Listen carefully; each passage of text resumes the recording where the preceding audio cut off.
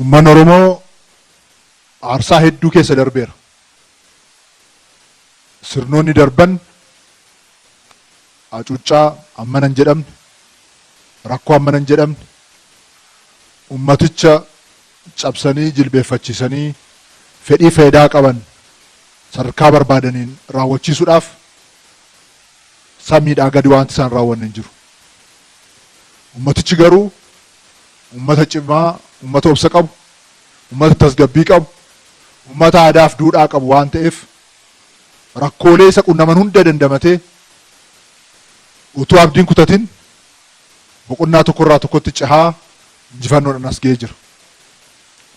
Keessattuu giddugalli kun uummanni Tuulamaa yeroo Finfinneen hundaa'u akkas jedhee sirbeetu biyya dhiisee deeme. Sii ba'ee biyyaa sii ba'ee yoo mujjaan ollaa sii ta'ee yoo jaldeessi daboo sii ba'ee jedheetti dhiisee deeme. Sirni ture sun uummata Oromoo ammuma mujjaa ollaa godhachuudhaaf fedhiin qabu ture. Amma jaldeessaa wajjin jiraachuudhaaf fedhiin qabu ture. Kanaaf Oromiyaa guutuutti faca'ee qe'ee irraa buqqa'ee duudhaa isaa dhabee seenaa isaa dhabee miidhamaa ture. Guyyaa tokko utuu rakkoo isa qunname fudhatee hin jilbeeffatin qabsaa ijoollee isaatti guddisaa injifannoo tokkorraa tokkotti cehaa kinoo injifannoo olaanarra dhaqqabee jira. Uummanni keenya baga qabsooftan, baga rakkattan, baga injifannoo irraa injifannootti of ijaartanii as geessan isinin jechuun barbaada. Har'a hundeeffamni magaalaa Shaggar seenaa uummata Oromoo keessatti seenaa guddaa fi boqonnaa haaraa tokkodha. Qabsaa'onni kaleessaa qabsoo hadhaa gaggeessuudhaan Oromoon gaaddisa tokko akka qabaatu, alaabaa tokko akka qabaatu, mootummaa tokko akka qabaatu, ijaarama tokko akka qabaatu gochuudhaan mootummaan naannoo Oromiyaa akka hundeeffamu gochuurraa jalqabee aarsaa cimaatu kaffalame. Keessattuu qabsaa'onni buleeyyii as jirtan uummanni Oromoo isin galateeffataa, isin jaalataa, isin kabajaa.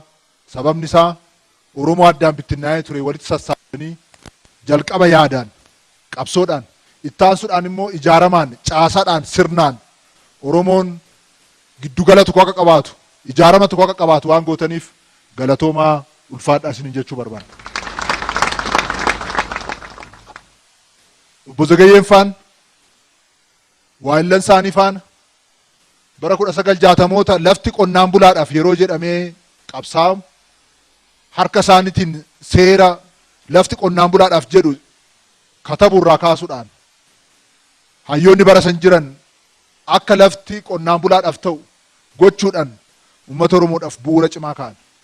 Sadarkaa itti aanaa pirezidaantiitti kantiibaa magaalaa Shaggar Dr. Tashoomaa Addunyaa immoo magaalaan Shaggar giddugala teeknooloojii fi indaastirii ta'uun magaalaa duudhaa eenyummaa fi aadaan uummata Oromoo keessatti dagaaguu akka ta'e beeksisaniiru. Magaalaan Shaggar qonnaan bulaan kan keessatti dhiibamu osoo hin taane lafa isaa irratti investimentii gaggeeffamu keessatti hirmaachuun diinagdeedhaan akka of cimsu kan taasisu akka ta'ellee dubbatameera. Magaalaan Shaggar guyyaa har'aa irraa eegalee akka bakka pirezidaantii mootummaa naannoo Oromiyaa obbo Shimallis Abdiisaa, pirezidaantoota naannichaa duraanii, hangafoota qabsaa'ota Oromoo duraanii, hooggantoonni mootummaa olaanoo, abbootii gadaa, haadholii siinqee fi kutaalee hawaasaa garaagaraa bakka argamanitti ifatti hojii isaa eegaleetti jira. Haasaa pirezidaantiin kun achirratti taasisan kan uummata guyyaa har'aa mufachiisee fi akkasumas ammoo warri soddaa itti mufatan keessa sirnoonni darban aarsaa ol aanaa uummata Oromoo kaffalchiisaniiru jedhan pirezidaantiin kun. Haa ta'u malee ummatichi garuu obsaan qabsoo boqonnaa jireenyaa baay'ee keessaa akka darbellee yaadachiiseera. Qabsaa'ota buleeyyii aarsaa guddaa kaffaltan uummanni isin jaallataa, isin kabajaas baga qabsooftanii jedhan pirezidaantiin kun. waan isin facaastan firii godhateeram baga gammaddanillee jedheeti jira pirezidaantiin naannoo Oromiyaa. Uummanni keenya dhugaa qabam kaayyoo qaba kan nama biraa hin barbaadum qabsoonii fi wacni kamiyyuu injifannoo uummata Oromoo irraa duubatti hin deebisullee jedheeti jira pirezidaantiin kun. Magaalaa Shaggar magaalaa seena qabeessaa fi waggoota 50 dhufanitti magaalaa Afrikaa irraa beekamtuu ni taati jennee abdannaa jedheeti jira. Hundaa'uun magaalaa Shaggar ergamni guddaan akkuma jalqabarratti isin hin jennem tokkoffaan magaalaa Finfinnee tiksuu yoo ta'u lammaffaan utubaa diinagdee hawaasummaa fi siyaasaa ta'ee uummata Oromoo tajaajiluudhaan kana milkeessuuf ammoo mootummaan naannoo Oromiyaa deeggarsa barbaachisu kamuu gochuudhaaf qophii akka ta'e pirezidaantiin naannoo Oromiyaa beeksiseeti jira. Achirraa kaasee qabsoon uummata Oromoo dagaagaaf guddachaa injifannoo irraa injifannootti caa dhufe malee gaaf tokkoyyuu gadi jedheen beeku. Kanaaf wanti isin facaastan margeeraa firii agarsiisaa jira. Hundi keessan iyyuu baga gammaddan isin jechuun barbaada. Giddugala biyyaa kana keessatti Finfinneen teessoo biyyattii taatee yeroo tajaajiltu uummata Oromoodhaaf hirkoo akkuma jaarraawwan darban keessatti teessoo abbaa muudaa taatee tajaajilaa turte iddoo Oromoon hundumtuu karri shananuu dhufee iddootti wal ga'u, iddootti wal eebbisu, iddoo karooratti baasu, iddoo walitti eebbisee bobba'u ta'eetu jiru. Waggoottan darban iddoo qonnaan bulaan keenyatti miidhamu, iddoo qe'ee irraa buqqa'u, iddoo aadaaf duudhaan safuunsaatti cabu ta'aa turee jira. Qabsoo hadhaa uummanni keenya gaggeesseen boqonnaan sun cufameera. Amma boqonnaan haaraan saaqamee jira. Hundeeffamni magaalaa Shaggar seenaa uummata Oromoo keessatti ijoolleen keenya waggaa 50 irraa waggaa 100 irraa itti galateeffachaa, itti boqochaa, itti gammadaa kan itti jiraatan ta'a. Har'a fira gammachiiseera. Warra immoo gadaantummaa uummata Oromoo hawwan rifachiisee jira. Rifachuu danda'u, wacuu danda'u, injifannoo uummata Oromoo sakandii tokkoof duubatti deebisuu humni danda'u hin jiru. Sababni isaa uummanni keenya dhugaa qaba, kaayyoo qaba, kan namaa miti kan barbaadu, kan saarratti abbaa ta'uudhaaf, kan saarratti fedhii fi faayidaa isaa milkeeffachuudhaaf uummata naamusa cimaadhaan qabsaa'udha. Dhugaa waan qabnuuf dhugaan kun hin milkaa'a.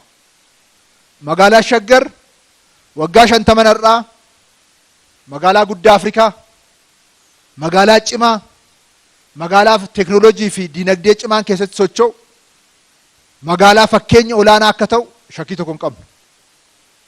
Seenaa Itoophiyaa keessattis magaalaan bal'ina ammanaatiin iddoo murteessaa akkasitti ijaarame isa jalqabaati Shaggar. Ergamni Shaggar gurguddaa lama qaba. Tokkoffaaf inni jalqabaa hojiin Shaggar Finfinnee tiksuudha. Finfinnee eeguudha. Hojii isaa jalqabaa kana. Hojii isaa lammaffaan uummata Oromoo ergamni isaa lammaffaan magaalaa Shaggar uummata Oromoo dhaaf utubaa diinagdee, utubaa hawaasummaa, utubaa siyaasa Oromoo ta'e tajaajiluudha. Ergama gurguddaa lamaan kana qaba.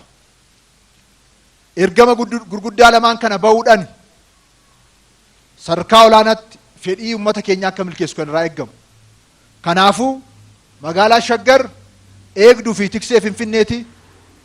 Magaalaa Shaggar utubaa diinagdee, utubaa hawaasummaa, utubaa siyaasa Oromooti. Kana ta'uudhaan tajaajila.